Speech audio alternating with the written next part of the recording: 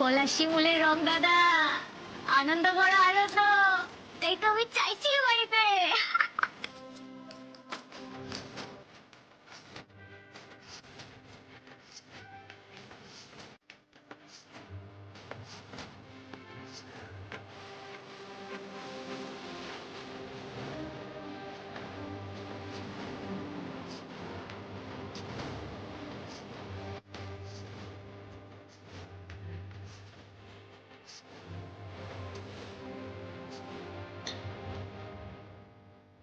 কি রে, তুই কি ভাবছিস?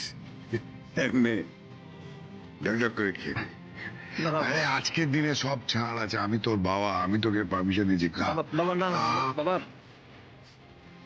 এলি, হে।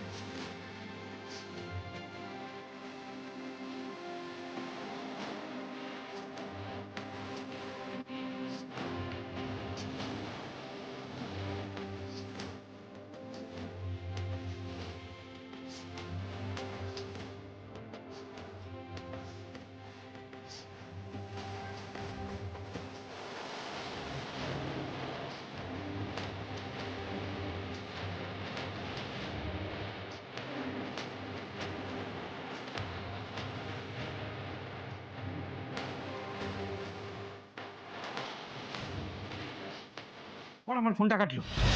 এত বড় সাহস ওর, এত বড় সাহস! হ্যাঁ,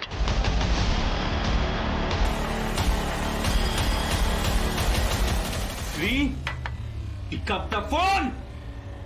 ফোনটা তোলো। আমার ফোন কেটে দিল, সতীশ চ্যাটার্জির ফোন কেটে দিল।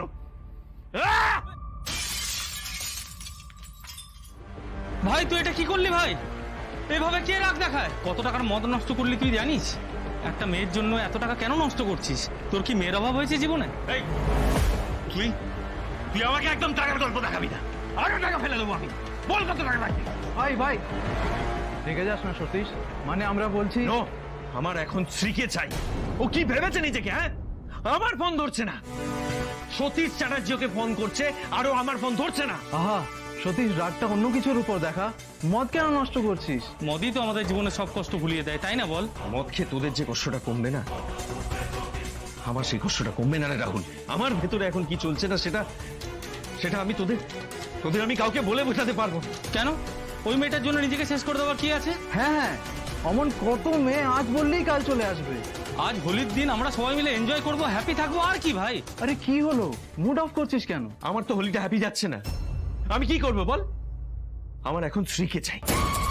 আর ও আমার ফোন ধরছে না। যাকে আমি রাস্তা থেকে তুলে এনে কাজ দিয়েছিলাম, তারা আজ এতবার। যে বাড়াবাড়ি করছে তার জন্য তুই নিজের এনজয়মেন্টটা মাটি করবি, আর তার সাথে আমাদের এনজয়মেন্টটা নষ্ট করছিস। এটা কিন্তু ঠিক হচ্ছে না বউ। আচ্ছা তুই আমাকে একটা কথা বলতো, মেয়েটাকে কি তুই ভালোবেসে ফেলেছিস? মানে ব্যাপারটা কি ইমোশনাল হয়ে গেছে? অ্যাকচুয়ালি আমার স্ত্রীকে খুব ভালো লাগে। পুরো একদম দেবদাস মুডে। কেসটা আন্দাজ করতে পারছি যে কত দূর যেতে পারে। এই, আমি একদম ব্যর্থ দেবদাস নই, বুঝতে পেরেছিস? এই সিনেমার হ্যাপি এন্ডিং আমি দেব। স্ত্রীকে আমি পেয়েই ছাড়ব। সতীশ চ্যাটার্জি জীবনে যা চেয়েছে কিন্তু পাইনি, এমন কখনো হয়নি। এই কোথায় যাচ্ছিস তুই? স্ত্রীর কাছে। পাগলামো করিস না সতীশ, তুই কিন্তু এর আগেও এরকম পাগলামো করেছিস, কিন্তু সেই সম্পর্কটা রাখতে পারিসনি। যে থাকার নয় সে হয়তো চলে গেছে, কিন্তু তাই বলে সবাই তো সেরকম করবে না। যেটা পাস্ট সেটা পাস্ট। শ্রী এখন শুধু আমার। শ্রী সতীশ চ্যাটার্জির হাত ধরে ওই বাড়ি ছেড়ে চলে আসবে। তাহলে মেয়েটা তোর ফোন ধরতো আর তোকে এইভাবে অ্যাভয়েডও করতো না। এই ছাড়া, আমি জানি শ্রী আমার ফোন ধরছে না, তার নিশ্চয়ই অন্য কোনো কারণ আছে।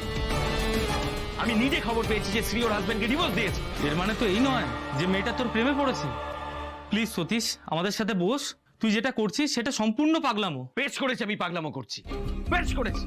আমি শ্রীকে যতদিন না পাবো এই পাগলামিটা আমি করব। কিন্তু কি পরিণতি হবে সেটা তুই ভেবেছিস? পরিণতি যাই হোক, আমি এখনই শ্রীয়ের কাছে যাব। আমি আমি ভেবেছিলাম এই দোলটা আমি শ্রীয়ের সাথে কাটাবো, কিন্তু ও কদিন ধরে অফিসে আসছে না, আমার ফোন ধরছে না। আমি আমি আর পারছি না কিছু, আমি ঘুমোতে পারছি না, আমি খেতে পারছি না, আমি আমি কোনো কাজ করতে পারছি না। আমি আমি শ্রীকে ছাড়া আমি আমি জাস্ট কিচ্ছু ভাবতে পারছি না। তাহলে তুই কি করবি ভাবছিস? সমাধান, আমি আজই একটা সমাধান করব।